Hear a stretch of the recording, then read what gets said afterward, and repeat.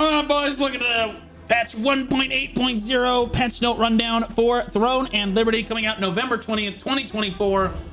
We'll go ahead and watch the Eye on Solisium first, and then we'll go ahead and read through the patch notes. We are getting 2-star dungeons, which is pretty sick. We have this wonderful... Hi, everyone. It's Godspeed. I just want to say how refreshing it is to have like the CMGM team from Amazon give us like updates like this, like really nice chill updates about the game, that kind of a TLDR overall video thing. Like this is nice. I hope you have enjoyed our Haunted Harvest as I did. One of my favorite moments was when my party was completely wiped by the giant pumpkin head before the boss fight. Not gonna lie, I never made it down the rolling pumpkin part of the dungeon. It never happened. I almost got there once, and then I was devoured by yet another pumpkin. I screamed like a girl. sucked at it. I was only the one who's dying, and there was only one party member who made it all the way to the end and saved me and everyone else. Thank you, party member. I appreciate it. Oh, and we just had the first castle siege. Congratulations to the first Legion who has become the owner of Stungard Castle on each server. We know. Yeah, we're the best. We've seen many spectacular fights. Cheers to all participants who bravely fought in the battlefields. Today, I'm going to share what... And congratulations to all the losers. We've really deliciously enjoyed watching your tears. Okay. ...to expect in the next update. I have a plenty to go over today, so grab your drink and sit comfortably, and let's get started. First, I would like to talk about two-star dungeons. The first batch of this new tier of co-op dungeon difficulty will arrive on November 21st. Nice. Then an additional one will arrive on December 5th. These dungeons will be both more challenging and more fun than the existing one-star dungeons. You may be wondering, well, Godspeed, what gear can I get from these new dungeons? Great question. Correct me if I'm wrong, but tier 2 or like the tier 2 or 2-star dungeons rather are basically the same thing but harder and with better rewards. It's Dekia 2, boys. There will be some new gear not previously available, and in these new dungeons you will be able to get loot that has only been available from war bosses up until now, with the exception of war boss weapons. Next up, let's talk about Dimensional Trials. Okay, so we got one new dungeon and we're getting one more new dungeon on December 5th. Trials will offer a tiered difficulty system where players can select what difficulty to attempt. Depending on the selected difficulty, dungeon enemies will be stronger and the boss patterns will be strengthened by additional effects. Dimensional Trials do not require any items for entry or completion, allowing you to repeatedly challenge the dungeon and always get the reward. So it's 4 plus 1, so we're getting 4 new dungeons, and then we're getting one more on December 5th. 5 total. That's an insane amount of content. Holy shit. And we're getting tier 2 for the ones we do have? That's wild. Holy moly. Dimensional Trials will arrive on December 5th. Hey PvPers, turn off the volume. The new feature called War Games will allow you to create custom lobbies for Conquest battles. These lobbies allow for cross-server play in both public and private matches. You can choose the Boonstone or Riftstone, the battle duration, the number of players per team, and... Hold up, run that shit back one more time. Hey PvPers, turn off the volume. Wait a minute. The new feature called War Games will allow you to create custom lobbies for Conquest battles. These lobbies allow for cross-server play in both public and private matches. You can choose the Boonstone or Riftstone, the battle duration, the number of players per team, and the number of teams per game. Wait, so you can like set up Rift and Boonstone fights with guilds on other servers and like 1v1 them? Yeah, like scrims. Holy shit. And do you know what Black Desert got in its patch notes today? A choice to do the old Node War system, which is also garbage. What are we talking about? Holy shit, that's huge. What the bro, the cross play to be able to do Rift and Boonstones with other people and then set up arenas and like scrim people. That is crazy. That is so good. That is a massive change for the game. That is so crazy good. Hopefully there'll be leaderboards so that it encourages people to set up those fights. Can you do team fights too? Oh, team fights would be crazy. Oh my God. Those of you who prefer not to fight at all, don't worry. You can also join as a spectator and watch your friends. Yes! Guys! Oh my God! Guys, Blue Squadron spectating the best 1v1s on the server and giving commentary. You're all welcoming in advance. I'm eating good. I'm eating good. Oh, Jesus. Oh, it's so good. I can do tournaments. I can spectate the major guilds. I can do, oh my God, it's so good. I can do it in real time. Oh my God. Wait, BDO's dog shit. What the? How is Throne and Liberty already releasing shit like this? We're like 3 months in. And she knows it. Look at it. Hey, how do you feel Throne and Liberty compares with BDO's PvP systems?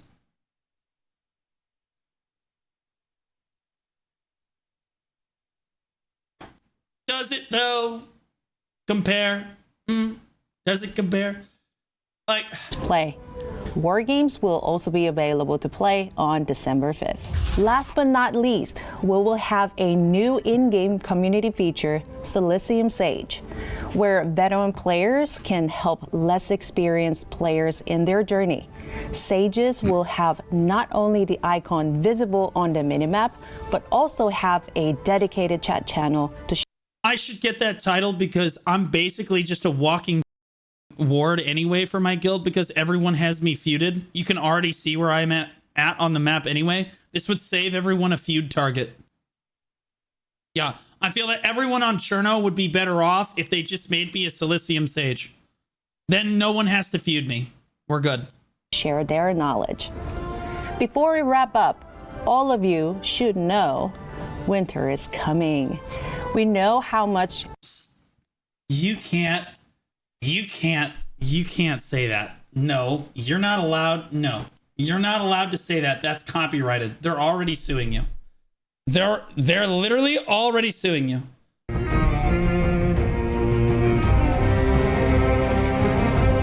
I can't play it for more than 6 seconds or I'll get sued. Everyone enjoyed our Hunted Harvest event, and we're super excited for our upcoming winter event, which will come to all players on, drum roll, December 12th. So start preparing because there is plenty of gifts and rewards coming your way, and stay tuned to our social channels as we will release more information in the coming weeks. That's it for today. Thank you all for tuning in. If you liked this episode, please like and subscribe. Lastly, I have a community question for you. What types of in-game seasonal events would you like to see in the future? I don't know how to say this, guys. I'm gonna be honest. Like, I've said it before, I'll say it again. It's like I'm getting out of an abusive relationship, you know? Like, the difference between the developer team and Perlibus listening to their player base and Throne and Liberty, right? NCSoft in this case. Again, we know that NCSoft has a track record for destroying their games, but in a PMA way, they've destroyed so many games. This is really all they have left, and they have to listen to us. We have them by the balls in this case. And it feels really good to have that level of control as players. I'm just going to be honest. This is just, it's W after W after W. For them listening to the community, they're delivering on Interserver wars, essentially. There's a spectate mode already. Do you know how long we've been asking for a spectate AOS feature in BDO? It took us, what, 5 years to get AOS, like 3v3 arenas? They're handing us this. They had 3v3 arenas on launch, and now they're giving us cross server wars. We'll be able to fight EU, I think. We can have NA versus EU events. Content creators can put on big events, big tournaments. I can spectate people. I can spectate, like, so if your guild has a really big fight that's going to happen and you want to hype it up, you can say, Blue, come join our lobby for this so that you can spectate it. And I can literally broadcast it to everybody live on stream and shoutcast what the is going on. That shit is sick. I'm enjoying the shit out of Throne. I hope they continue to make good updates. Yeah, this is a crazy good update. I'm going to be honest with you. And then they're asking what kind of seasonal events we want in the future. Sure, that's kind of a mundane question. Of course, we want the standard, Christmas, Thanksgiving, Singles Awareness Day, Halloween kind of standard shit. But like, yeah, I mean, this is great, bro. Please leave your comment below so that I can read each and every one. And I'll see you in Solisium. Bye. BDO's a hot girl and TNL's an understanding girl. Take your pick. It's the hot girl every time. Yeah. And that's not a good analogy. Bye. Wow. Okay, so let's look at the actual patch notes, guys. If you guys haven't liked and subscribed, here's the video here. Holy shit. All right, let's read through it. 2-star dungeons. A new tier challenge beckons. 2-star dungeons. 2-star dungeons are reimagined. Didn't even watch it? Yeah, I made a short about it, so I got the TLDR for you. 2-star dungeons are reimagined versions of existing dungeons, featuring more challenging versions of bosses to conquer, as well as entirely new boss encounters. Rewards for Tier 2 dungeons include the existing 2 to 4 piece boss equipment, as well as new accessory items. Characters must have a combat level of at least 2,500 to challenge 2-star dungeons. 2-star dungeons added to this update: Carmage Ridge Island, Void Wastes, Island of Terror, Valley of Slaughter. Okay, sweet. Wow, okay, so I'm gonna have to go full healer loadout. Yeah, I'm gonna have to go full healer loadout, or I don't think I'm gonna have enough power. Holy shit. That's crazy. 2,500. Oh, wait, no, 2,500. I thought it said 3,500. I'm like, holy shit. I mean, I've got 3,500, but that's wild. 2,500 is a joke. What are we talking about? That's piece going. We're gonna farm that shit. Never mind. I'm going DPS. We gonna be good. What healer? Well, Q is a healer, but you know, whatever. Solisium Sprouts and Sages. The new Solisium Sages program allows for experienced players to assist newcomers to Solisium while learning and progressing in Throne and Liberty. Characters will become eligible to obtain Sage status when they reach level 50, complete Act 10 of the Adventure Codex, acquire 1-star dungeon completion rewards 3 times for each of the 6 dungeons, acquire 20 dynamic event participation rewards, use 40,000 contract abyssal tokens, defeat 20 guild bosses, complete 20 region exploration progress subsections of the exploration codex, and complete 100 resistance contracts. Okay, so guys, Black Desert has an equivalent in this case. It's called the BDO Ambassador. Do you know how you get the BDO Ambassador? You talk in Discord and then apply for the job, and they give it to you because no one else wants it. No game knowledge is required. These are the people leading our new players. People wonder why my guides pop off so much. A new button and icon appear at the top left of a character sheet, allowing eligible characters to enable or disable Sage status. Characters will lose Sprout eligibility when they reach level 50, complete Act 10. Okay, all right, I'm not going to go through each of those. Hit level 50 today. Can't wait to get Sage. Yeah, good luck with the rest of this, bro. A new button and icon will appear on the top left of the character sheet, allowing eligible characters to enable or disable the Sprout status. Sages and Sprouts both receive a title and profile border to display their status to others. New map markers allow Sages to see the location of nearby Sprouts on the minimap. So this is kind of like in Guild Wars 2, the commander icon, or is it the guardian icon, or like the leader icon? Whatever, the leader icon in Guild Wars 2 is kind of like that. Sages cannot see icons for other sages. These icons will not appear in conflict areas Okay, so yeah, never mind. You can't give it to me then. It doesn't matter then. Or if the user's map icon settings have disabled sprout icons, or if the user is blocked. A new Sprout chat channel has been added to the Sages and Sprouts for Sages and Sprouts to communicate from anywhere in game. Sprouts can leave a like commendation on the character cards of Sages to indicate helpfulness. An individual Sprout can leave one like for a given Sage. That is a way better system. You know, in BDO, we have something called group chat, otherwise known as a toxic cesspool. New players are supposed to put like questions in the group chat, and they just get absolutely turboed by some veteran player that just trolls the shit out of them. Every once in a while, you have some simp lord that's trying to get a better title and trying to get likes that asks for likes, you know, but like overall, it's kind of just a shithole in the group chats. And this is a much healthier way to do it because only the Sages and the Sprouts can talk to each other. So the new players are the Sprouts and the Sages are the veteran players. The Sages ask questions in the chat and the Sprouts ask questions in the chat and any of the Sages can answer. That's that's super smart. Lunar Halo chat's the most toxic shit ever. Exactly. Use Google. Yep, there it is. A new Sprout chat has been added for Sages and Sprouts to communicate anywhere in game. Sprouts can leave a like. Oh, no, I already read this. Weapon skill and balance changes. Oh my god. Weapon balance in combat has been adjusted and several skill errors have been fixed. See below for details. Added new specializations of some weapons and changed values applied to existing specializations. Sword and Shield, Stalwart Bastion added a new specialization, cooldown reduction, that decreases Stalwart Bastion's cooldown by 15 seconds when applied.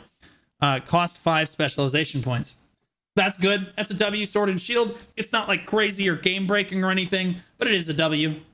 Okay. I'm going to lightly, I have gone through all of these super hard on like the test server. I went through and we tested them all and I put out a video about it. So assuming that these are the same changes, I'll kind of just try to give you the TLDR of the impact that this has on the game. Greatsword. Blood Devotion added a new specialization, cooldown reduction, decreases Blood Devotion cooldown by 15 seconds when applied, cost 5 specialization points.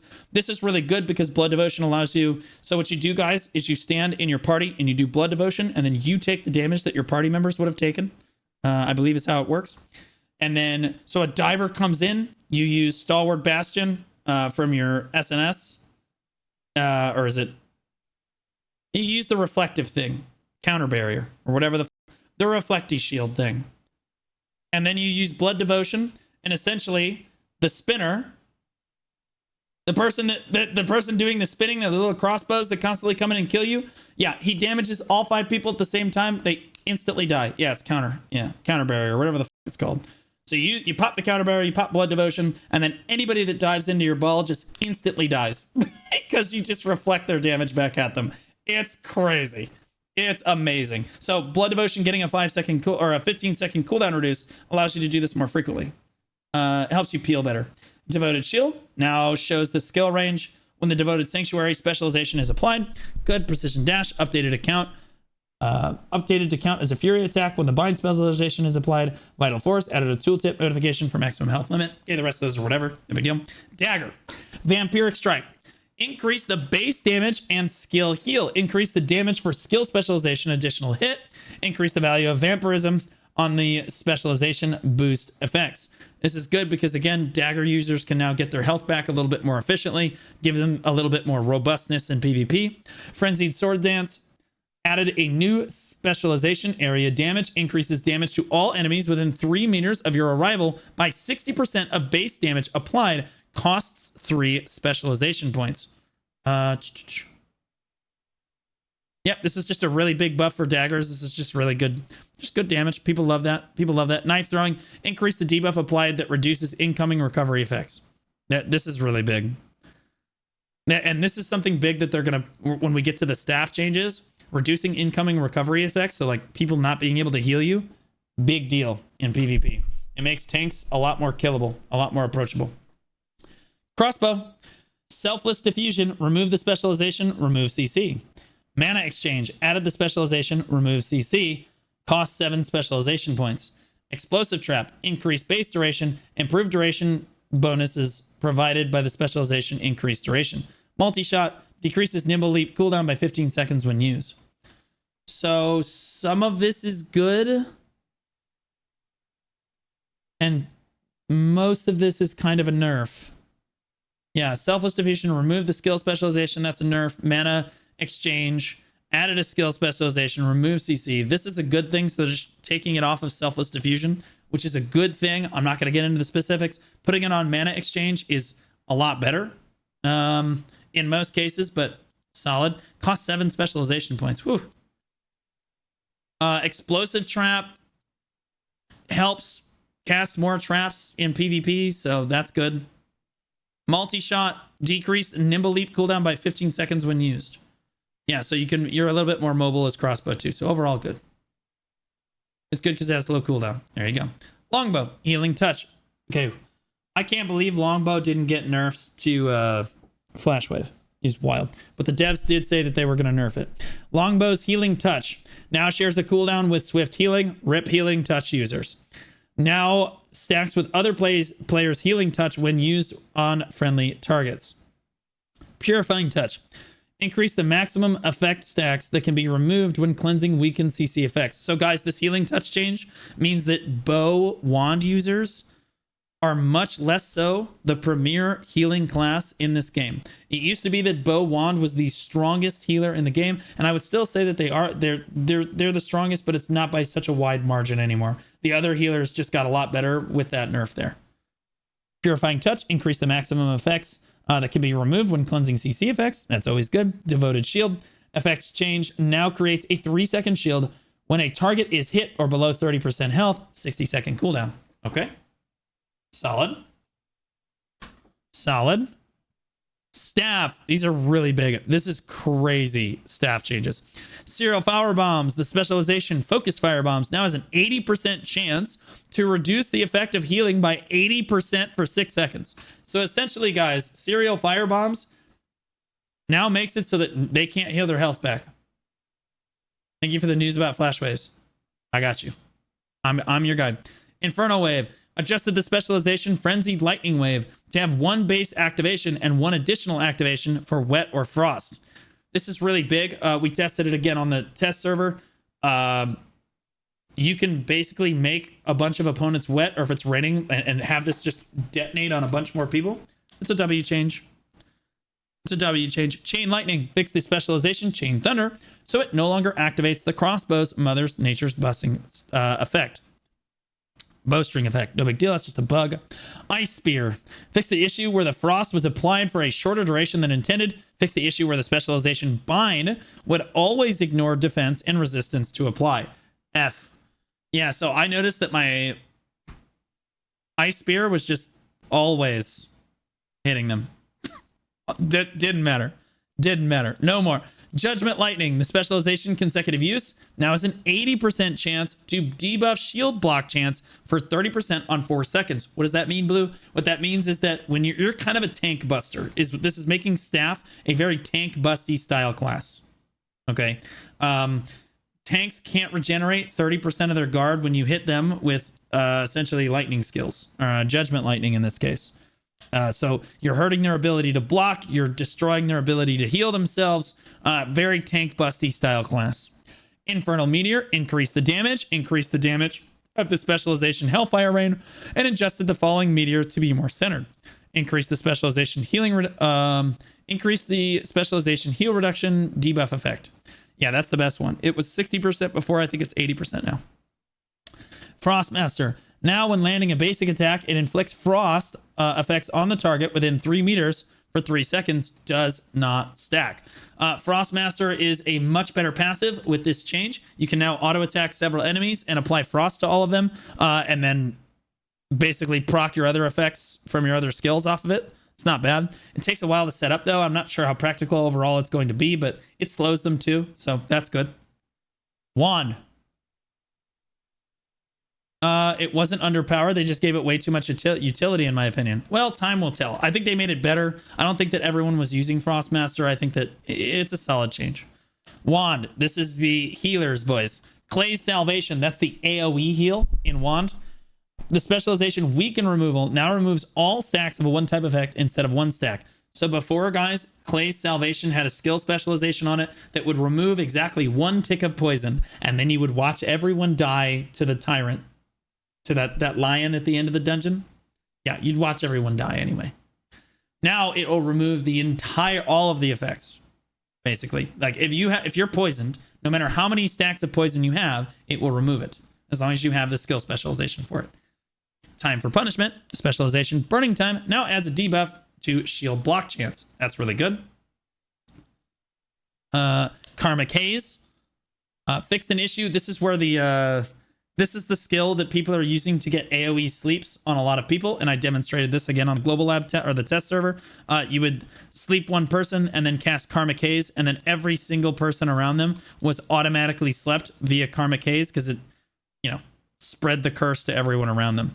And that apparently was a bug. Fixed an issue where it would ignore the spread chance in some cases, adjusted to ignore shield block when spreading.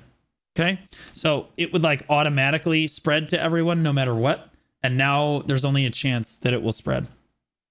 Yeah, you need to hit now. Yeah, you have to physically hit. So when you think about like hit and miss, when you see a miss on somebody, if it misses, it's going to do a calculation for every single one of those when it spreads, and not everyone's going to get slept. This severely hurts sleep bombing, so people can't just sleep like massive groups of people anymore. It won't be nearly as effective. It still will be effective if they have a lot of hit, but like it's not as good. It's not nearly as good. Okay. Ray of Disaster. Now, if a target dies during the effect, transfers to an additional target within 10 meters, the specialization expand targets now provides a 10 meters of bonus range increase from 5 meter. The specialization move speed reduction now debuffs by 30% up from 15. That's good because Ray of Disaster felt kind of weak. That's not bad. That's that skill that attaches you to another player. Swift Healing. This is your primary healing skill. Now shares a cooldown with the Longbow Healing Touch. That's a W for Swift Healing overall, or just healers in general that aren't bow wands. All right. And so those are really big balance changes, guys. Those are massive large-scale PvP changes. The biggest one is very likely this Karmic Haze one right here. This is an extremely big impact on large-scale PvP. The sleep bombs were an integral part of how guilds like to engage. Guilds are going to have to rethink how they like to go about engages. Personally, I think I'm just going to go ahead and flash wave the shit out of everyone repeatedly. Death is the best CC. Yeah. Okay. Interserver Conquest battles, and here we go. Guilds who control Riftstone or Boonstone can participate in bi-weekly cross-server competition for additional rewards. Riftstones. Join an inter-server conflict mode boss fight for the boss corresponding with your Riftstone for loot drops and lucent generated on auction house taxes. Boonstones. Join an inter-server dynamic event for the zone corresponding to your Boonstone. The winning guild will receive an amount of lucent generated by auction house taxes. This is an incredible update to the game. I cannot praise them enough for this. They're already introducing cross-server wars so that guilds can fight each other on other servers. And there's a spectate feature for the event as well, which is absolutely incredible for content creators. People like me can set up tournaments or spectate major fights. Again, I'm going to say, if your guild's setting up a big fight, please tell me about it so that I can broadcast it and spectate it and put it on YouTube, and it hypes up your guild, it hypes up their guild, everybody looks good, you get more recruitment, I get to farm content, everybody wins. Everybody wins. I would love to do that for people. That would be so much fun. Random matchmaking. This is just general now. Random matchmaking. Parties of 4 may now queue for random dungeon matchmaking, increased from the prior limit of 2 characters. Another huge quality of life change. Sometimes you just don't have all the homies around. You're missing 1 or 2 people. This is amazing. That's awesome. Chat. Added a new type of chat for alliances, friendly guilds, using the shortcut alliance. Oh my God, that's so good. Wait, that's such a good quality of life change. It's just like kind of in here as a bullet point. So guys, now you'll have an alliance chat that you can literally just talk to all 4 guilds in your alliance at the same time, and you can just make one announcement in alliance chat, and then everyone's on the same page, and it's much easier to direct all of these different people at world bosses and siege and everything. Like, that is a massively good change. /AL, guys, amazing, absolutely incredible. And I would encourage Any alliance that we're in, we're just going to encourage people to use alliance chat most of the time. Chat, it also makes the community like effectively bigger in game. It's just stronger. Chat, adjusted the colors of party chat and party recruitment notices to make it easier to distinguish from each other. Chat, the chat UI can now be moved as well as separated from the chat entry field. Various minor UI adjustments and spacing improvements. Okay. Peace mode boss portals. Adjusted the positioning of the boss to be peace mode Juno events to move it outside of the PvP enabled area. Okay, sure. Black Owl Plains fixed the issue that occasionally prevented the Black Owl Plains boonstone from being claimable. Interesting. Contracts fixed an issue where the 5th contract would not be pinned to the content notifications UI after being accepted. Thank God. I thought it was just me. I thought I was being gaslit. I'm like, dude, how many of us went out to do the 5 contracts and then you come back and you still have a contract? You're like, what the? Yeah, what? Why? Where? Why do I have this? It's because it wasn't on your bar. It wasn't a notification. Oh my God, it's so annoying.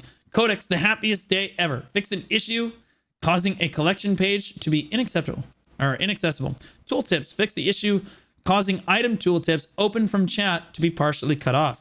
Battle Pass UI, fixed an issue causing red notifications dot to occasionally not disappear when using the claim all buttons point. Thank God that they have a claim all button. Thank you for your support, and we'll see you in Solisium. Oh my God, an absolutely insane patch for Throne and Liberty here. The cross server wars is the massive W. Plus tier 2 dungeons, so the PvE players get what they want. The PvP players are getting what they want. Huge W's for Throne and Liberty across the board. Big props to them. Make sure we like, comment, subscribe, guys. Here's the link in chat. It'll also be in the video description on YouTube. I'll see you in the next one, boys.